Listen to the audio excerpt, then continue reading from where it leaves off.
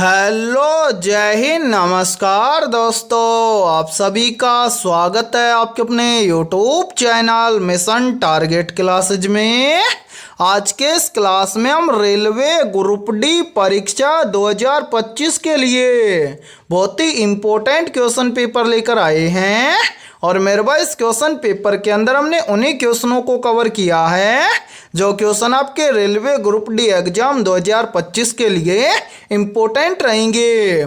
इसलिए इस question paper को आपको कंप्लीट देखना है और इस क्वेश्चन पेपर के एंड में आपको बताना है कि आपके टोटल कितने क्वेश्चन सही होते हैं। और यदि आप हमारे इस यूट्यूब चैनल से पहली बार जुड़े हैं तो इस यूट्यूब चैनल को कर लीजिए सब्सक्राइब और बेल आइकन को प्रेस करना, ताकि ऐसी शानदार क्लास का नोटिफिकेशन आपको सबसे पहले देखने को मिले। और मेरे भाई आप सभी के एग्जाम 17 नवंबर से स्टार्ट होने वाले हैं। ठीक है, तो चलिए शुरू करते हैं आज के इस क्वेश्चन पेपर को बिना देरी के। पहला प्रश्न है आप सभी के सामने, वह संख्या ज्ञात करें जो 39 से जितना अधिक है उतना ही 79 से कम है। मेरे भाई वेरी इंपॉर्टेंट प्रश्न है ये, और ये प्रश्न आपके मैथमेटिक्स के नंबर सिस्टम टॉपिक से लिया गया है। और मेरे भाई याद रखना, आपके रेलवे ग्रुप डी एग्जाम की हर शिफ्ट के अंदर नंबर सिस्टम से लगभग 1 से 2 प्रश्न पूछे जाते हैं। तो इस टाइप के प्रश्न को आप एग्जाम में देखते ही फटाफट से कैसे सोल्व करेंगे, तो वो देखिए इस प्रश्न को सोल्व करने के लिए एक फॉर्मूला है, और यदि ये फॉर्मूला आपको याद है तो इस टाइप के प्रश्न को आप एग्जाम में देखते ही फटाफट से सोल्व कर लेंगे। फॉर्मूला क्या है तो वो देखिए मेरे भाई, यहाँ पर देखिए फॉर्मूला है क्या, यहाँ पर देखिए x प्लस वाई बटा में 2, ये मेरे भाई क्या है फॉर्मूला। और यदि ये फॉर्मूला आपको याद है तो आप नंबर सिस्टम से संबंधित प्रश्न को एग्जाम में देखते ही फटाफट से सोल्व कर लेंगे।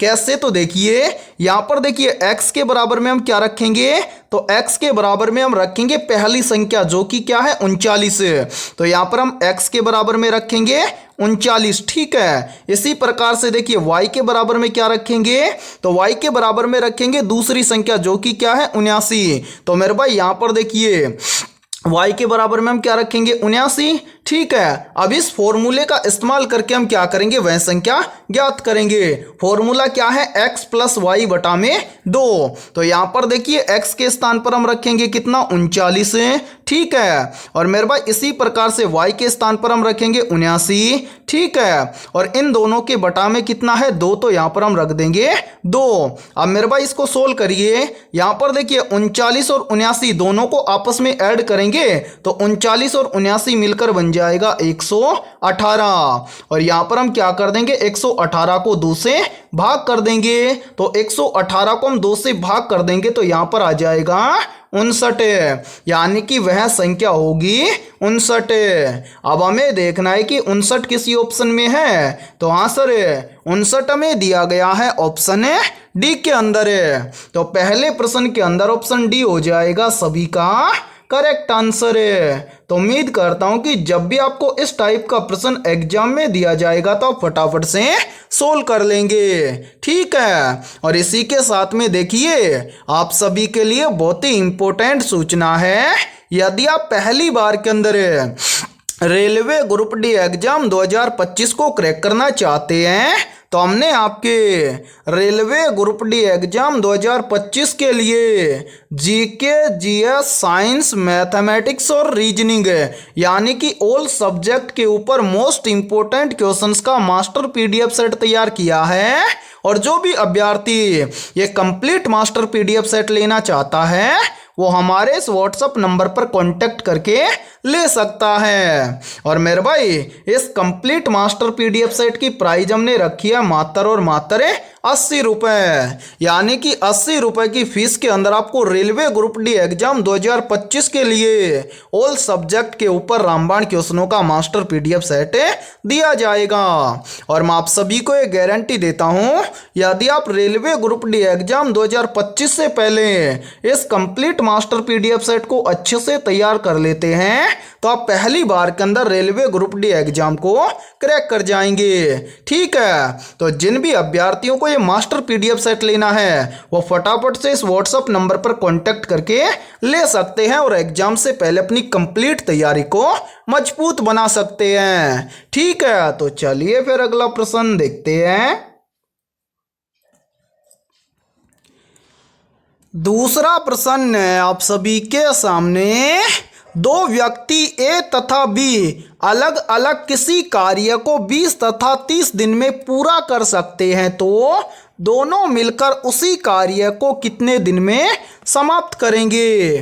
तो मेरे भाई जल्दी से एक काम कीजिए, इस क्लास को रोकिए और इस प्रश्न को अपने स्तर से सोल्व करके कमेंट सेक्शन के अंदर कमेंट करके बताइए कि दूसरे प्रश्न के अंदर करेक्ट आंसर है क्या होगा। तो उम्मीद करता हूं कि आपने इस क्लास को रोककर इस प्रश्न को जरूर सोल्व किया होगा।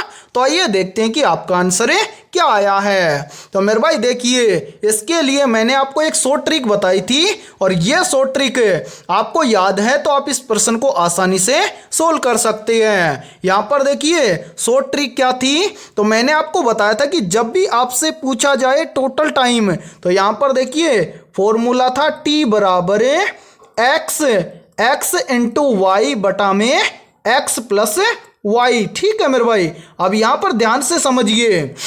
यहां पर देखिए x के स्थान पर हम क्या करेंगे, पहले व्यक्ति के द्वारा किसी काम को कितने दिन में किया गया है, तो यहां पर देखिए a तथा b अलग अलग किसी कार्य को 20 तथा 30 दिन में पूरा कर सकते हैं, यानी कि x के स्थान पर तो हम रखेंगे 20। ठीक है, उसके बाद में देखिए y के बराबर में क्या रखेंगे, तो y के बराबर में हम रखेंगे दूसरे व्यक्ति के कार्य को। तो दूसरा व्यक्ति 30 दिन में पूरे यानी कि 30 दिन में कार्य को पूरा करता है, तो y के स्थान पर हम रखेंगे 30। ठीक है, अब इस फॉर्मूले का यूज करेंगे और कितने दिन में वो दोनों मिलकर उस कार्य को करेंगे वो ज्ञात करेंगे। ठीक है, तो यहां पर देखिए t बराबर हो जाएगा क्या, x इंटू वाई बटा में x प्लस वाई। एक्स के स्थान पर हम रखेंगे 20। ठीक है, उसके बाद में क्या है y के स्थान पर हम रखेंगे 30 बटा में क्या है x प्लस वाई। तो x के स्थान पर क्या है 20, तो यहाँ पर रखेंगे 20। उसके बाद में प्लस y के स्थान पर हम रखेंगे 30। अब इसको हम क्या करेंगे, सोल्व करेंगे। और मेरे भाई इस तरह से आपको पूरे YouTube चैनल पर कोई भी पढ़ाने वाला नहीं मिलेगा और इतनी शानदार तरीके से आपको कहीं पे और पढ़ने के लिए भी नहीं मिलेगा। ठीक है, यहाँ पर देखिए अब सोल्व करेंगे कैसे, तो यहाँ पर देखिए t बराबर हो जाएगा क्या, यहाँ पर देखिए 20 और 30 को आपस में क्या करेंगे, गुणा करेंगे।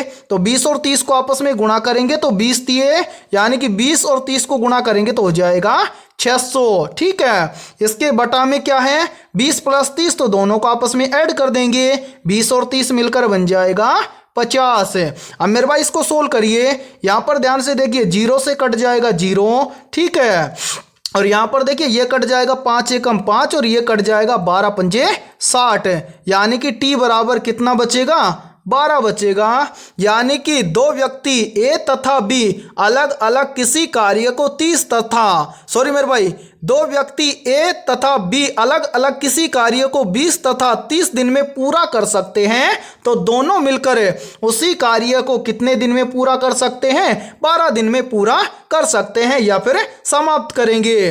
अब हमें देखना है कि 12 दिन किसी ऑप्शन में दिया गया है, तो हाँ सर 12 दिन हमें दिया गया है ऑप्शन बी के अंदर है, तो दूसरे प्रश्न के अंदर ऑप्शन बी हो जाएगा सभी का करेक्ट आंसर है। तो उम्मीद करता हूं कि दूसरा प्रश्न भी आपको अच्छे से क्लियर हो गया होगा। और जब भी इस टाइप का प्रश्न आपको एग्जाम में दिया जाएगा तो आप फटाफट से सोल्व कर लेंगे।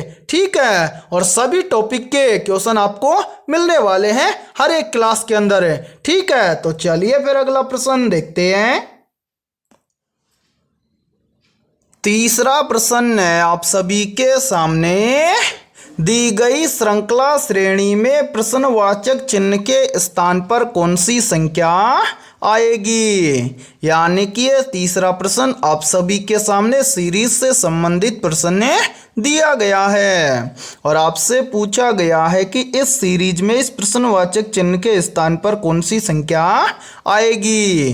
तो मेरे भाई इस टाइप के प्रश्न को आप एग्जाम में देखते ही फटाफट से कैसे सोल्व करेंगे तो वो देखिए। और देखिए आपके एग्जाम की हर शिफ्ट के अंदर सीरीज से लगभग 2 से 3 प्रश्न पूछे जाते हैं। तो जब भी आपको एग्जाम के अंदर सीरीज से संबंधित प्रश्न दिया जाए तो आपको क्या करना है, सबसे पहले आपको ये देखना है कि सीरीज में आपको क्या क्या दिया गया है। तो यहाँ पर ध्यान से देखिए, सीरीज में हमें दिया गया है सबसे पहले 8, 8 के बाद में 24, 24 के बाद में 72, 72 के बाद में प्रश्नवाचक चिन्ह और प्रश्नवाचक चिन्ह के बाद में दिया गया है 648।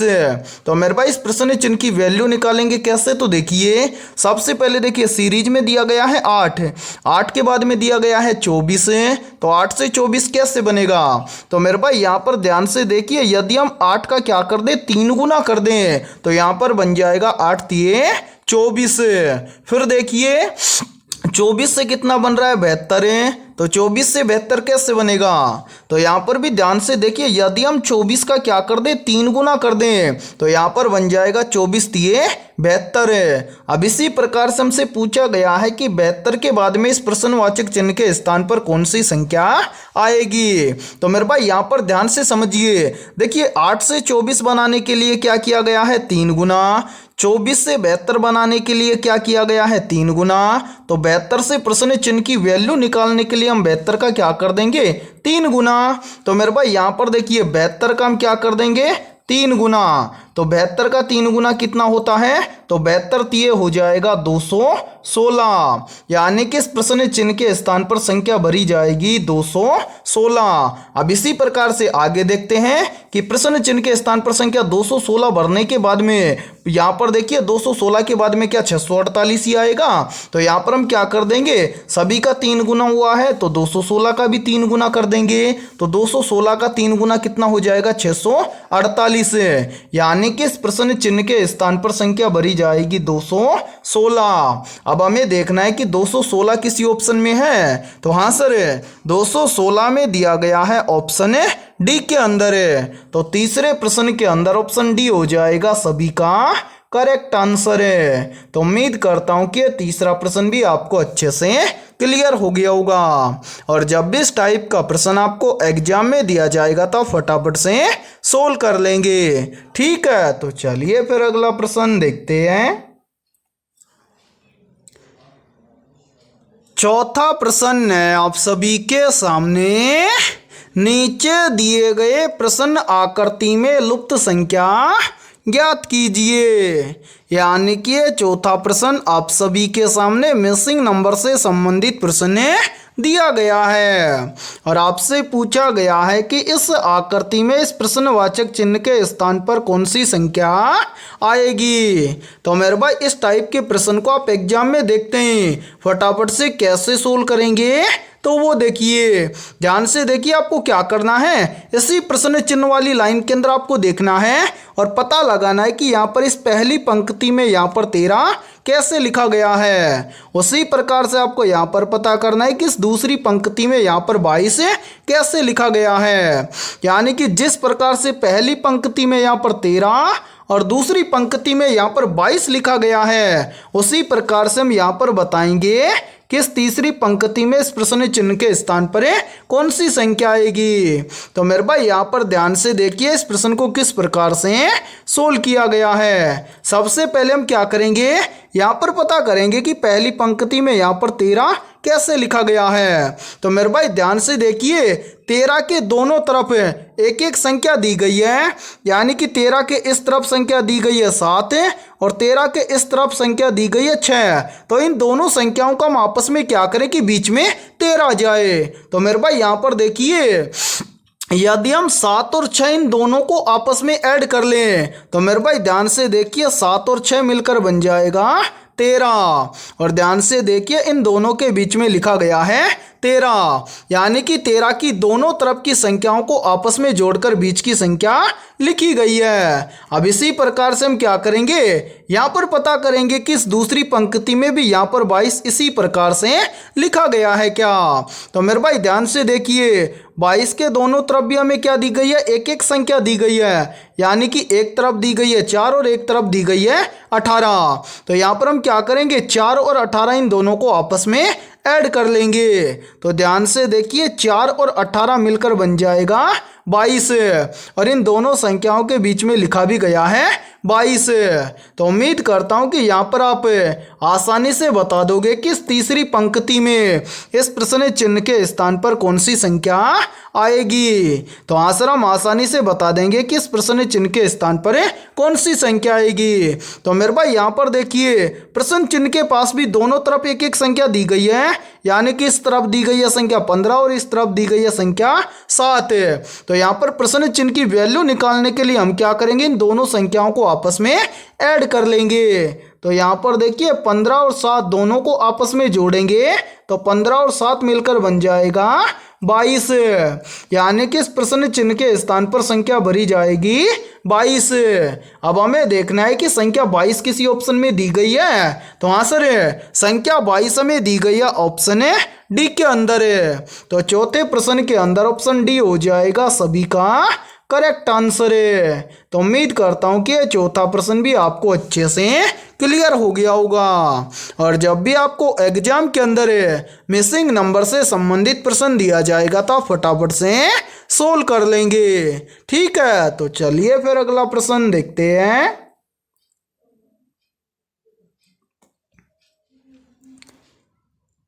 पांचवा प्रश्न है आप सभी के सामने।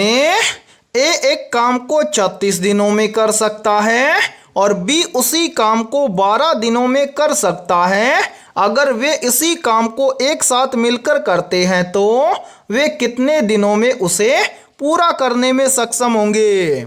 यानी कि पांचवा प्रश्न आप सभी के सामने टाइम एंड वर्क टॉपिक से संबंधित प्रश्न दिया गया है और आपके एग्जाम की हर शिफ्ट के अंदर टाइम एंड वर्क टॉपिक से लगभग 2 प्रश्न पूछे जाते हैं। तो मेरे भाई इस टाइप के प्रश्न को आप एग्जाम में देखते ही फटाफट से कैसे सोल्व करेंगे, तो वो देखिए इसके लिए बहुत ही शानदार फॉर्मूला है और यदि ये फॉर्मूला आपको याद है तो इस टाइप के प्रश्न को आप एग्जाम में देखते ही फटाफट से सोल्व कर लेंगे। फॉर्मूला क्या है तो वो देखिए मेरे भाई, एक बार यहाँ पर देखिए, इन सभी को यहाँ से हटा देते हैं ताकि आपको समझने में कोई भी प्रॉब्लम ना आए। मेरे भाई यहाँ पर देखिए फॉर्मूला है क्या, यहाँ पर देखिए फॉर्मूला है x इंटू वाई बटा में x प्लस वाई। ठीक है मेरे भाई, ये है फॉर्मूला। अब इस फॉर्मूले का यूज करके आप इस प्रश्न को कैसे सोल्व करेंगे तो वो देखिए, यहां पर ध्यान से देखिए, आपको x के स्थान पर क्या करना है, x के स्थान पर रखना है पहले वाले काम को। तो यहां पर देखिए पहला काम क्या है, 36 दिन है। ठीक है, यानी कि ए एक काम को करता है 36 दिनों में, तो x के स्थान पर हम रखेंगे 36 है। इसी प्रकार से देखिए y के स्थान पर क्या रखेंगे, b के काम को। तो मेरे भाई यहां पर देखिए b काम को करता है या फिर b उसी काम को करता है 12 दिनों में, तो y के बराबर में हम रखेंगे 12। अब मेरे भाई यहां पर देखिए x बराबर है 36, y बराबर है 12। अब इस फॉर्मूले का यूज करेंगे और वो दोनों मिलकर उस काम को कितना दिन में पूरा करेंगे ये हमें ज्ञात कर लेंगे। तो यहां पर ध्यान से देखिए, x के स्थान पर हम क्या रखेंगे 36 है, उसके बाद में क्या है गुणा, फिर क्या है y के स्थान पर हम रखेंगे 12, इसके बटा में क्या है x प्लस वाई, यानी कि मेरे भाई x के स्थान पर रखेंगे 36 प्लस क्या है y के स्थान पर रखेंगे 12। तो यहाँ पर इसको ध्यान से देखिए मेरे भाई, यहाँ पर क्या है 36 गुणा में 12 बटा में क्या है 36 प्लस 12, 36 और 12 को आपस में ऐड करेंगे तो 36 और 12 मिलकर बन जाएगा 48 है। अब यहाँ पर इसको काट दीजिए मेरे भाई, ये कट जाएगा, यहाँ पर देखिए 12 चौक 48 और ये कट जाएगा 12 एकम 12। तो यहाँ पर क्या बचेगा, यहाँ पर बच जाएगा 36 के बटा में 4। अब यहाँ पर देखिए 36 को 4 से भाग कर देंगे तो यहाँ पर आ जाएगा 9, यानी कि ए एक काम को 36 दिनों में कर सकता है और बी उसी काम को 12 दिनों में कर सकता है, तो दोनों मिलकर उसी काम को कर सकते हैं 9 दिनों में। अब हमें देखना है कि 9 किसी ऑप्शन में है, तो हाँ सर 9 दिन हमें दिया गया है ऑप्शन डी के अंदर है। तो 5वें प्रश्न के अंदर ऑप्शन डी हो जाएगा सभी का करेक्ट आंसर है। तो उम्मीद करता हूं कि ये 5वां प्रश्न भी आपको अच्छे से क्लियर हो गया होगा। और जब भी इस टाइप का प्रश्न आपको एग्जाम में दिया जाएगा तो आप फटाफट से सोल्व कर लेंगे, ठीक है। और मेरे भाई इसी प्रश्न को हम एलसीएम मेथड से भी सोल्व कर सकते हैं, लेकिन आपके एग्जाम के अंदर शॉर्ट ट्रिक सबसे बेस्ट रहेगा, ठीक है। तो चलिए फिर अगला प्रश्न देखते हैं। छठा प्रश्न है आप सभी के सामने, निम्न में से फ्यूज तार किसका बना होता है। मेरे भाई वेरी वेरी इंपॉर्टेंट प्रश्न है ये, तो जल्दी से बताइए इन चारों में से करेक्ट आंसर क्या होगा। आपसे पूछा गया है कि फ्यूज तार किसका बना होता है, तो यहाँ पर देखिए इन चारों में से करेक्ट आंसर हो जाएगा सभी का ऑप्शन है बी, यानी कि फ्यूज तार बना होता है टिन और सीसा की मिश्र धातु का, ठीक है। तो छठे प्रश्न के अंदर करेक्ट आंसर हो जाएगा सभी का ऑप्शन है बी। तो चलिए फिर अगला प्रश्न देखते हैं। 7वां प्रश्न है आप सभी के सामने, निम्नलिखित में से कवकों का अध्ययन क्या कहलाता है। Option A dendrology, option B है फाइकोलॉजी, ऑप्शन सी है माइकोलॉजी और ऑप्शन डी है इनमें से कोई नहीं। तो जल्दी से बताइए इन चारों में से करेक्ट आंसर क्या होगा। आपसे पूछा गया है कि कवकों का अध्ययन क्या कहलाता है, तो यहाँ पर देखिए इन चारों में से करेक्ट आंसर हो जाएगा सभी का ऑप्शन है सी, यानी कि कवकों का अध्ययन कहलाता है माइकोलॉजी। तो 7वें प्रश्न के अंदर करेक्ट आंसर हो जाएगा सभी का ऑप्शन है सी। और मेरे भाई इस क्लास के अंदर हमने बहुत ही इंपॉर्टेंट क्वेश्चनों को कवर किया है, इसलिए सभी अभ्यर्थियों को इस क्लास के अंदर एंड तक बने रहना है। और क्लास के एंड में आपको बताना है कि आपके टोटल कितने क्वेश्चन सही होते हैं। और यदि आपको किसी भी क्वेश्चन के अंदर कोई भी डाउट हो तो आप उस क्वेश्चन के बारे में कमेंट सेक्शन के अंदर पूछ सकते हैं, ठीक है। तो चलिए फिर अगला प्रश्न देखते हैं। 8वां प्रश्न है आप सभी के सामने, पंचशील समझौता किन दो देशों के बीच संपन्न हुआ था। मेरे भाई मोस्ट इंपोर्टेंट प्रश्न है ये, और इस प्रश्न पर आप स्टार जरूर लगा लेना, क्योंकि ये प्रश्न किसी न किसी एग्जाम के अंदर रिपीट होता रहता है। तो यहाँ पर देखिए इन चारों में से करेक्ट आंसर हो जाएगा सभी का ऑप्शन है बी, यानी कि पंचशील समझौता हुआ था भारत और चीन देश के मध्य।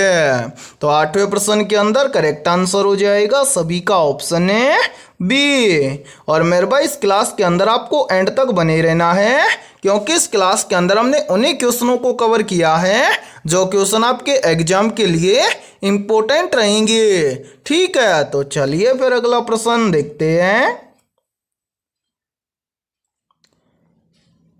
9वां प्रश्न है आप सभी के सामने, अलीगढ़ आंदोलन की शुरुआत किसने की थी। ऑप्शन ए मोहम्मद अली जिन्ना ने, ऑप्शन बी है मोहम्मद इकबाल ने, ऑप्शन सी है सैयद अहमद खान ने और ऑप्शन डी है अबुल कलाम आज़ाद ने। तो यहाँ पर देखिए इन चारों में से करेक्ट आंसर हो जाएगा सभी का ऑप्शन है सी, यानी कि अलीगढ़ आंदोलन की शुरुआत की थी सैयद अहमद खान ने। तो 9वें प्रश्न के अंदर करेक्ट आंसर हो जाएगा सभी का ऑप्शन है सी। तो चलिए फिर अगला प्रश्न देखते हैं। 10वां प्रश्न है आप सभी के सामने, भारतीय संविधान का कौन सा अनुच्छेद भारत को राज्यों के संघ के रूप में वर्णित करता है। तो यहाँ पर देखिए इन चारों में से करेक्ट आंसर हो जाएगा सभी का ऑप्शन है ए, यानी कि भारतीय संविधान का अनुच्छेद 1 भारत को राज्यों के संघ के रूप में वर्णित करता है। तो 10वें प्रश्न के अंदर करेक्ट आंसर हो जाएगा सभी का ऑप्शन है ए। और मेरे भाई यहाँ पर देखिए, यदि ये क्लास आपको पसंद आ रही है तो जल्दी से एक बार इस क्लास को लाइक कर दीजिए। और यदि आप हमारे इस YouTube चैनल से पहली बार जुड़े हैं तो इस YouTube चैनल को कर लीजिए सब्सक्राइब और बेल आइकन को प्रेस करना, ताकि ऐसी शानदार क्लास का नोटिफिकेशन आपको सबसे पहले देखने को मिले। तो चलिए फिर अगला प्रश्न देखते हैं। 11वां प्रश्न है आप सभी के सामने। निम्नलिखित में से किस राज्य की सीमा भूटान के साथ नहीं लगती है? ऑप्शन ए है मेघालय राज्य की, ऑप्शन बी है सिक्किम राज्य की, ऑप्शन सी है अरुणाचल प्रदेश राज्य की, और ऑप्शन डी है पश्चिम बंगाल राज्य की। तो यहाँ पर देखिए इन चारों में से करेक्ट आंसर हो जाएगा सभी का ऑप्शन है ए, यानी कि मेघालय राज्य की सीमा भूटान के साथ नहीं लगती है। तो 11वें प्रश्न के अंदर करेक्ट आंसर हो जाएगा सभी का ऑप्शन है ए। और मेरे भाई बाकी आप याद रखना, सिक्किम राज्य, अरुणाचल प्रदेश राज्य और पश्चिम बंगाल राज्य, इन तीनों राज्यों की सीमा भूटान के साथ में लगती है। ठीक है, तो चलिए फिर अगला प्रश्न देखते हैं। 12वां प्रश्न है आप सभी के सामने। दिल्ली में स्थित जंतर मंतर को किसने बनवाया था? ऑप्शन ए महाराजा जयसिंह द्वितीय ने, ऑप्शन बी है सवाई मानसिंह ने, ऑप्शन सी है महाराजा जगजीत सिंह ने, और ऑप्शन डी है इनमें से कोई नहीं।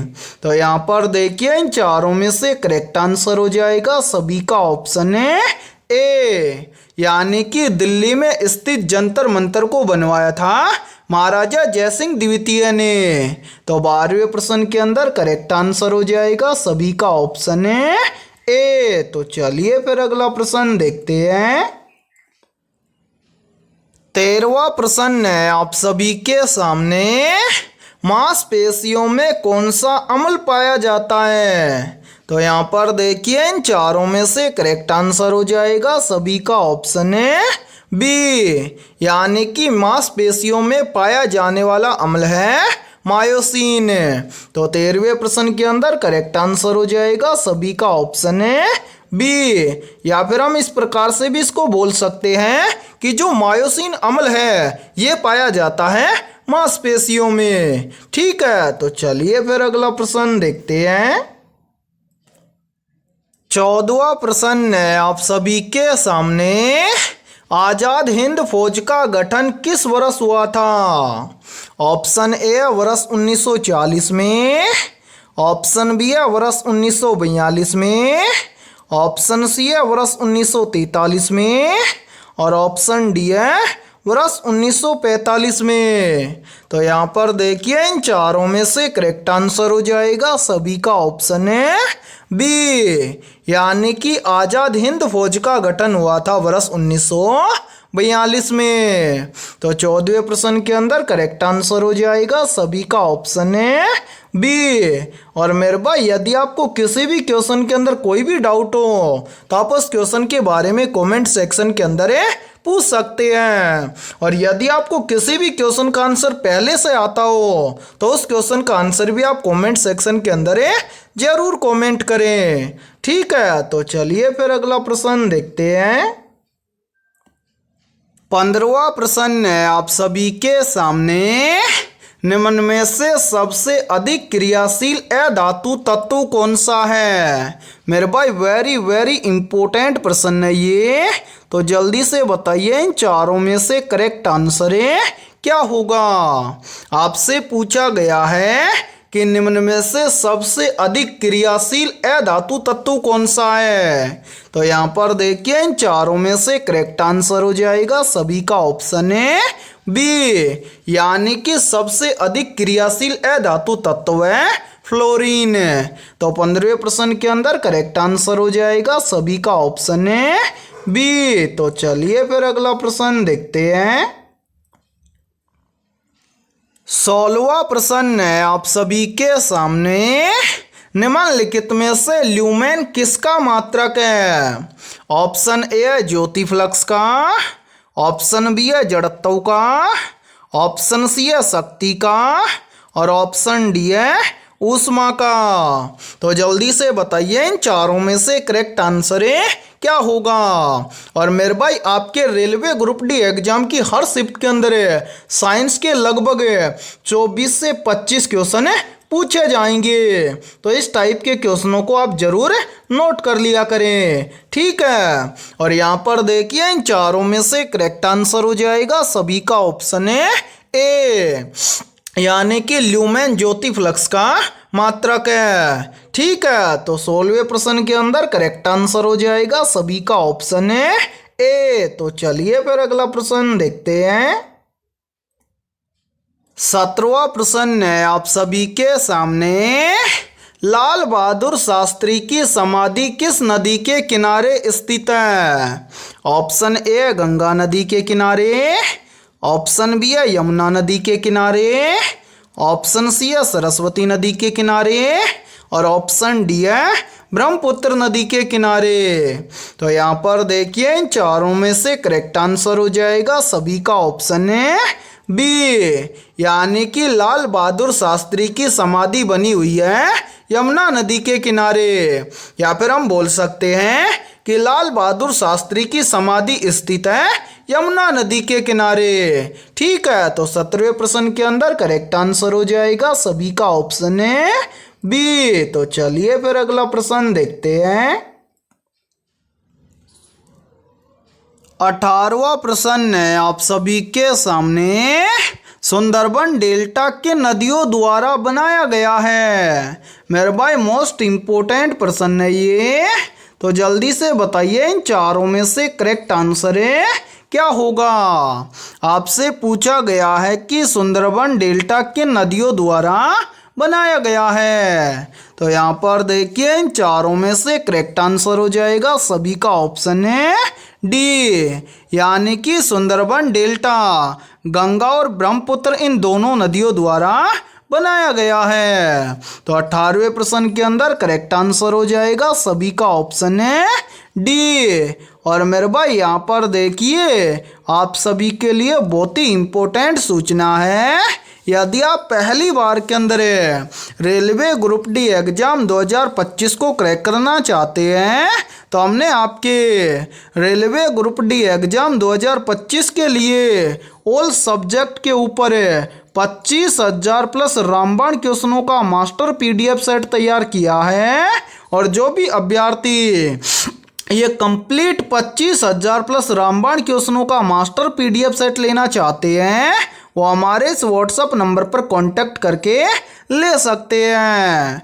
व्हाट्सअप नंबर है 7374826893। ये हमारा व्हाट्सअप नंबर है। इस व्हाट्सअप नंबर पर आप कांटेक्ट करके इस कंप्लीट मास्टर पीडीएफ सेट को ले सकते हैं। और मेरे भाई इस कंप्लीट मास्टर पीडीएफ सेट की प्राइस हमने रखी है मात्र और मात्र 80 रुपये, यानी कि 80 रुपये की फीस के अंदर आपको ऑल सब्जेक्ट के ऊपर रामबाण क्वेश्चनों का मास्टर पीडीएफ सेट दिया जाएगा। और इस मास्टर पीडीएफ सेट के अंदर आपको क्या क्या मिलने वाला है तो वो भी देख लीजिए। मेरे भाई यहाँ पर देखिए इस मास्टर पीडीएफ सेट के अंदर आपको सबसे पहले लगभग 15,000 प्लस क्वेश्चन मिलेंगे जीके, जीएस और साइंस के।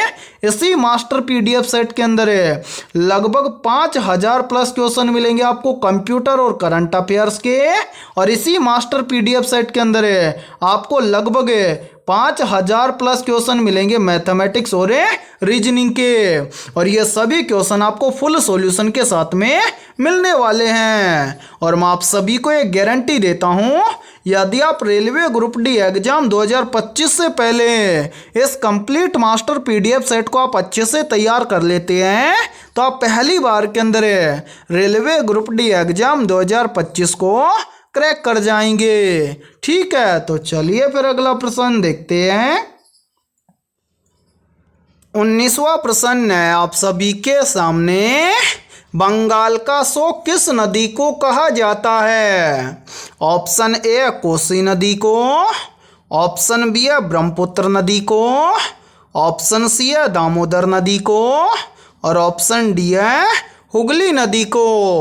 तो यहाँ पर देखिए इन चारों में से करेक्ट आंसर हो जाएगा सभी का ऑप्शन है सी, यानी कि बंगाल का सो कहा जाता है दामोदर नदी को। तो 19वें प्रश्न के अंदर करेक्ट आंसर हो जाएगा सभी का ऑप्शन है सी। तो चलिए फिर अगला प्रश्न देखते हैं।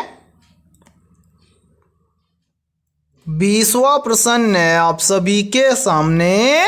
भिलाई स्टील प्लांट किस देश के सहयोग से स्थापित किया गया था? मेरे भाई वेरी इंपॉर्टेंट प्रश्न है ये, और इस प्रश्न पर आप स्टार जरूर लगा लेना क्योंकि ये प्रश्न इस बार एग्जाम के अंदर पूछा जा सकता है।